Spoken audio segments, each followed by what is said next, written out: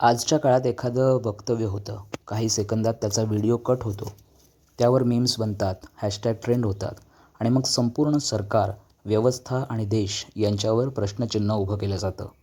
हीच आजच्या डिजिटल युगातील सर्वात मोठी लढाई आहे, म्हणजे नॅरेटिव्ह वॉरफेअर. अलीकडे कॉकरोच जनता पार्टी नावाची सोशल मीडिया चळवळ अचानक चर्चेत आली. एका सरन्यायाधीशांच्या वक्तव्यावरून ही मोहीम सुरू झाली आणि काही दिवसातच लाखो फॉलोअर्स मिळवत ती सोशल मीडियावर प्रचंड व्हायरल झाली. अनेक माध्यमांनी ही सटारिकल मुवमेंट म्हणून मांडली, तर काहींनी ती तरुणांच्या नाराजीचा आवाज असल्याचं सांगितलं.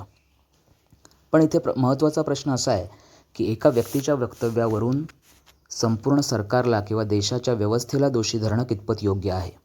लोकशाहीमध्ये सरकार हे लोकांनी निवडून दिलेलं असतं. त्यावर टीका होणं आवश्यक आहे, प्रश्न विचारणं आवश्यक आहे. पण एखादं आयसोलेटेड स्टेटमेंट पकडून पूर्ण व्यवस्था दुष्ट, हुकुमशाही किंवा जनतेविरोधी आहे असा नॅरेटिव्ह उभा करणं धोकादायक ठरू शकतं. विशेषतः जेव्हा त्या मोहिमेमागे आधीपासून ठराविक राजकीय विचारसरणी किंवा अजेंडा असतो. कॉकरोच जनता पार्टीचा संस्थापक, त्यांचा एक राजकीय पार्टीच्या सोशल मीडिया यंत्रणेशी संबंध असल्याच्या बातम्या विविध माध्यमात आल्या आहेत. म्हणजेच ही चळवळ पूर्णपणे स्पॉन्टेनियस आहे असं सरळ म्हणता येणार नाही. सोशल मीडिया हे आज केवळ अभिव्यक्तीचं माध्यम राहिलेलं नाही, ते परसेप्शन तयार करण्याचं शस्त्र बनलं आहे. आज रील्स, मीम्स आणि व्हायरल कॅप्शन्स यांच्या जोरावर लोकांच्या भावनांना दिशा दिली जाते. एका बाजूला विनोद, सटायर आणि ॲक्टिव्हिजम दिसतं, पण दुसऱ्या बाजूला हळूहळू संस्थांविषयी अविश्वास निर्माण केला जातो. हे नवीन नाही. बांगलादेश, श्रीलंका आणि नेपाळमध्येही सुरुवात सोशल मीडिया नरेटिव्हजपासूनच झाली होती. सतत असंतोष वाढवणं, सरकारविरोधी भावना पेटवत ठेवणं, व्यवस्थेविषयी अविश्वास पसरवणं आणि मग रस्त्यावर आंदोलनं. शेवटी परिस्थिती इतकी तापवली गेली की सरकार बदलली गेली. हे भारतात शक्य नाही, हे सत्य आहे, हे आपल्याला माहीत आहे. पण असे प्रयत्न विविध पद्धतीने याआधी केले गेले आहेतच. लोकशाहीमध्ये आंदोलनाचा अधिकार आहेच, पण जेव्हा डिजिटल माध्यमांचा वापर फक्त संताप, द्वेष आणि अविश्वास वाढवण्यासाठी होतो, तेव्हा समाजामध्ये अस्थिरता निर्माण होते. विशेष म्हणजे अनेक ऑनलाईन रेव्होल्युशनरीज भारताबाहेर बसून भारतात नॅरेटिव्ह तयार करताना दिसतात.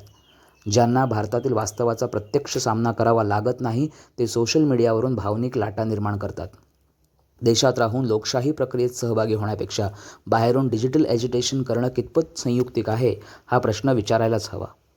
याचा अर्थ असा नाही की सरकारवर टीका करू नये. टीका व्हायलाच हवी, पण ती तथ्यांवर आधारित असावी. निवडक क्लिप्स किंवा इमोशनल मॅनिप्युलेशनवर नव्हे. कारण आजच्या काळात सर्वात मोठं युद्ध हे सीमांवर नाही, तर लोकांच्या मनामध्ये चाललं आहे. नॅरेटिव्ह इतक्या वेगाने पसरवलं जातं की सत्य पडताळण्याची सवयच कमी होत चालली आहे. लोक हेडलाईन्स वाचतात, रील्स बघतात आणि काही सेकंदात मत बनवतात. हीच गोष्ट सर्वात धोकादायक आहे. म्हणूनच प्रत्येक सजग नागरिकाने स्वतःला एक प्रश्न विचारायला हवा की मी जे पाहतोय, ऐकतोय, फॉरवर्ड करतोय, हे खरंच सत्य आहे का? की कोणीतरी माझ्या भावनांचा वापर करून माझ्या मनात एका ठराविक नॅरेटिव्हविषयी मत बनवत आहे? लोकशाही फक्त मतदानाने टिकत नाही, ती टिकते विवेकाने, संयमाने आणि तथ्य तपासण्याच्या सवयीने. आज देशाला सर्वात जास्त गरज आहे ती व्हायरल रिॲक्शन देणाऱ्या लोकांची नाही, तर शांतपणे विचार करणाऱ्या सजग नागरिकांची.